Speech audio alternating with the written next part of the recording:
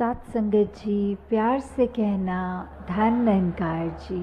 ये इंसान अपने अंदर के जो मानवीय गुण हैं उन गुणों को हमेशा एक बढ़ाता चला जाए। और अगर इस मनुष्य चोले में आया है, मनुष्य का शरीर लिया है, तो कैसे वो शरीर का एक हमेशा सदुपयोग ही हो। वो मानवीय गुण अगर नहीं है तो होए कैसे। एक इंसान में सिर्फ प्रेम, प्यार, निम्रता, करुणा, दया इत्यादि जो भी अच्छाइयाँ होनी चाहिए, अगर हम मनुष्य बन के आए हैं तो क्या हम में है वो अच्छाइयाँ कि नहीं, इसका हम खुद ही वो सोचें। और किस तरह अपने जीवन में वो लानी है अपने अंदर, वो सत्संग रूप का जो सहारा रहता है, सेवा का, सुमिरन का। और सबसे पहले तो ये बात कि कैसे हम अपना असली जो हमारा एक आइडेंटिटी है, हम असली में क्या हैं, हम कहाँ से आए हैं, कहाँ को मृत्यु के बाद जाना है और अब जीते जी कैसा जीवन बिताना है। जब ये सही सलीका पता हो, ये तो युगों युगों से संतों ने बताया है कि ये बस ब्रह्म ज्ञान ही है कि जब ऐसा ये अनमोल रतन झोली में पड़ जाता है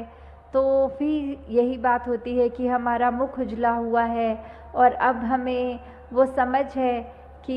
ये ब्रह्म ज्ञान रूपी दात हमारे पास आ गई है। तो कैसे ये जीते जी भी हमारे लिए ये बहुत उपयोगी है। और मृत्यु के बाद यही है जिससे मोक्ष और मुक्ति का जो बात आती है। तो दातार सभी पे कृपा करे कि ऐसे ही सेवा, सुमिरन, सत्संग करते हुए अपना जो इस प्रभु परमात्मा निरंकार पे एतबार है, ये एहसास करते हुए जीवन जब बिताएंगे तो हम ऐसे कोई अपने आप को स्थिति में नहीं डालेंगे जिसको हम बाद में सोच के ये कहें कि हमने ऐसा उस पल में कर दिया तो ये हमारा ही नुकसान हुआ है। और हम हमेशा बस एक वो जो सही जीवन जीने का सलीका होता है उस तरह से जी सकते हैं। तो आज जिस तरह ये हरदेव वाणी का शब्द है तो उसकी पंक्तियाँ। हाँ जी। ऐ इंसान पड़ोसी के घर जो तू आग लगाएगा। तो ये बात एक तरह से ये पड़ोसी का तो एक सिंबॉलिकल रूप ले रहे हैं कि ये पूरे विश्व में जो जो भी है उसको अगर हम ये माने कि हमारे पड़ोसी हैं सब, तो हम कैसे ये एक भाव हमारे मन के जो होते हैं, हमारे पहले दिल दिमाग में से ये उत्पन्न होता है कि हमने दूसरे के साथ कैसा व्यवहार करना है, प्यार से रहना है या कुछ उसका नुकसान करना है। ये अच्छाई भी हम अपने अंदर से ही दूसरे के प्रति सोच के द्वारा, अपने व्यवहार के द्वारा, अपने कर्मों के द्वारा जहाँ निकालते हैं, वहीं हम ये भी सोच सकते हैं कि अगर हमारा एक अपना ही शरीर लें तो हमारी जो दिल है उसका पड़ोसी तो हमारा दिमाग ही हुआ। तो कैसे हमारा ये जो दिमाग है इसमें हम ये बुरे ख्याल आने से पहले वो ख्यालों को आते ही अपने अंदर से कैसे समाप्त कर पाएंगे। वो जब हम प्रभु परमात्मा का सहारा लेंगे, इस निरंकार, इस अविनाशी जिसका कोई अंत नहीं है, ये हर जगह है, ये पत्ते पत्ते में है, कण कण में है, इसको कोई काट नहीं सकता। जो ऐसा ये परमात्मा है जो स्थिर है,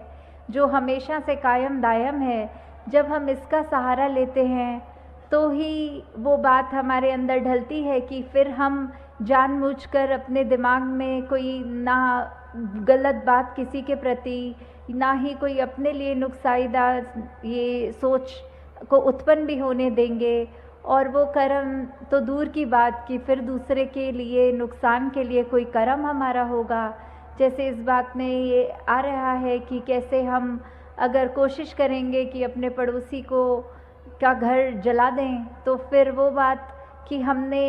पहले वो सोच अपने अंदर आई। अगर कोई जलता हुआ कोयला है कि हमारा दिल कर रहा है हम उसको अपने हाथ से उठा के किसी दूसरे की तरफ मारें ताकि वो जल जाए, तो जैसे ही हम उस गर्म कोयले को पकड़ेंगे तो पहला नुकसान हमारे हाथ का, उसने ही जलना है, दूसरे के ऊपर तो वो कोयला बाद में गिरेगा। तो वही बात हम अपने मन में जितना ऐसे कड़वे भाव एक बुरी मति को लेकर जो दिल में रखते हैं तो उसका पहला नुकसान हमारा अपना ही है। हाँ जी। हवा का रुख बदला तो तेरा खुद का घर जल जाएगा। तो ये बात कि कैसे परिस्थितियां तो जीवन में अनेक आती हैं, तो कैसे आज अगर ये सोच के कि दूसरे का घर जला दूंगा, उससे मैं तो ऊंचा हो जाऊंगा, उसका नुकसान हो जाएगा। पर अगर वही बात हम सोचें कि ये परमात्मा तो सबके जीवन का ये रचता, तो इसने ये बहुत खूबी से हर एक का जहाँ जीवन लिखा हुआ है, वही बात आ जाती है कि परमात्मा को फिर अगर ऐसी कोई स्थिति हमारे लिए ले आए कि कोशिश तो हमने दूसरे के नुकसान के लिए की थी और नुकसान अपना ही हो बैठा वो करते करते, तो वही कि एक अगर आग लगा दी किसी के घर में, किसी का नुकसान किया, तो जब हवा विपरीत दिशा में चल पड़ी तो वो लपटें आग की मेरे अपने घर में आ गई और मेरा अपना वो घर जल गया।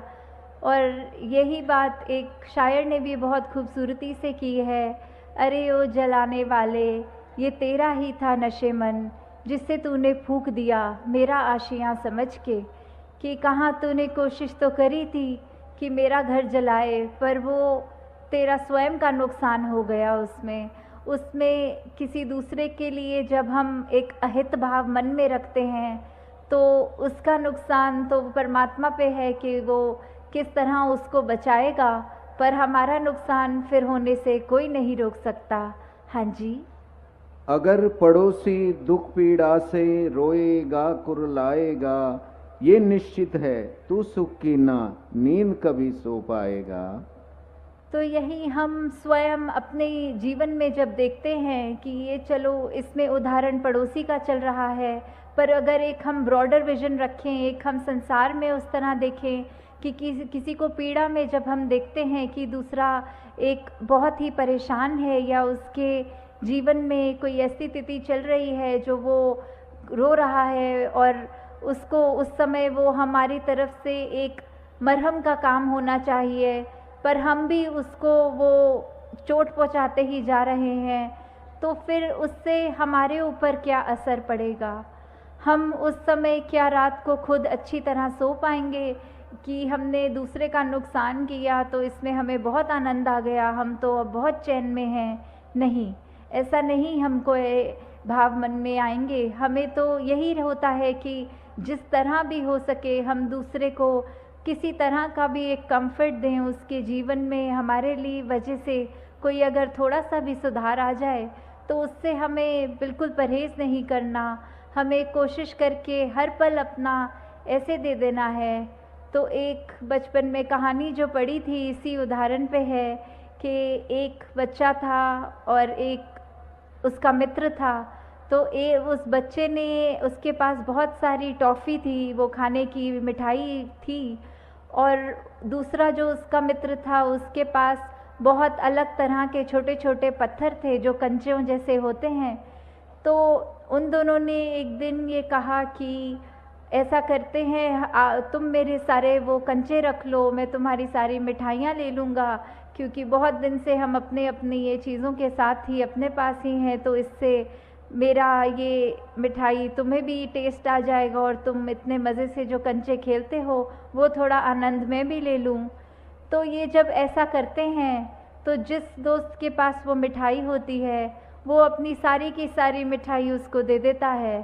पर दूसरा मित्र उसके मन में ये भाव आ जाता है कि मैं अपना सबसे सुंदर जो कंचा है वो छुपा लूँ जेब में और बाकी इसको दे दूँ।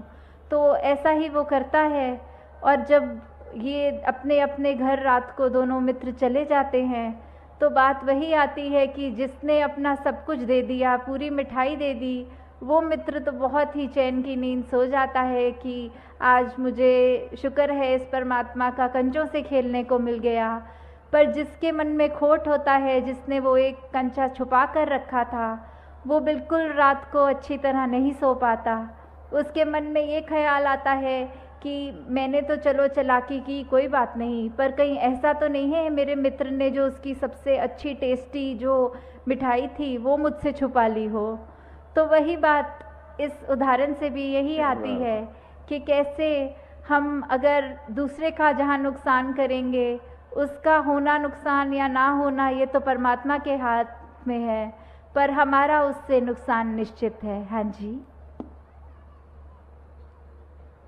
भूखा अगर पड़ोसी है तो तू मिल बांट के खाया कर।